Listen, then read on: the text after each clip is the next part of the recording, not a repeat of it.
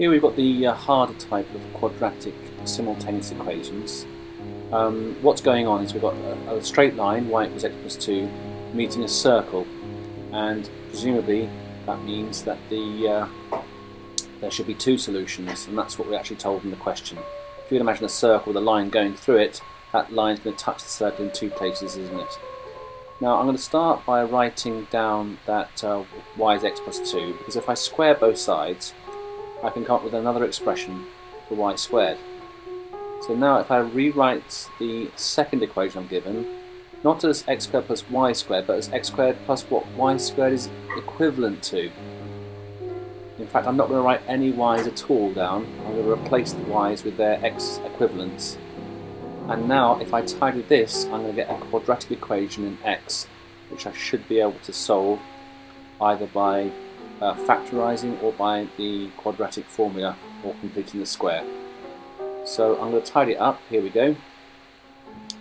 That's going to give me 2x squared and 2x, and it's going to give me, well, the 4's are going to cancel, aren't they, with 24. I can see they're all even numbers, so I'm going to halve each one, divide through by 2.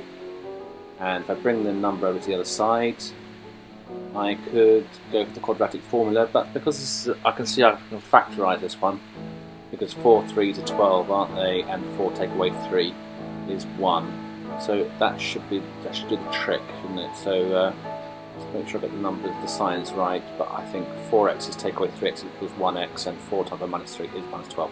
Yeah, that works. So it looks like my value for x is going to be x1, going to be called 3, and my x2 value is going to be minus 4. Now I need to find the y coordinates for each one, don't I? So how am I going to do that? Well, remember, we've told what a y is equal to. If you want a y, then add 2 to your x value. So if I add 2 to my x value, I'm going to get the y scores. And, oh, sorry, that should be y2.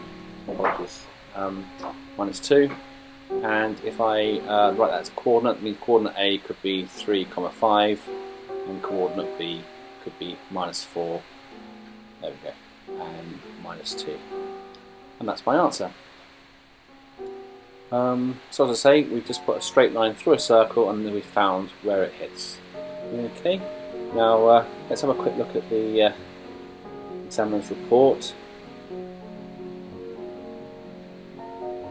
Yeah, we definitely want to replace the y's and not replace the x's.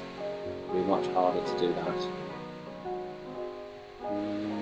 Yeah, do pause and read. That's some interesting mistakes there, which I don't think I've seen too much in our classes, but we don't want that. Okay.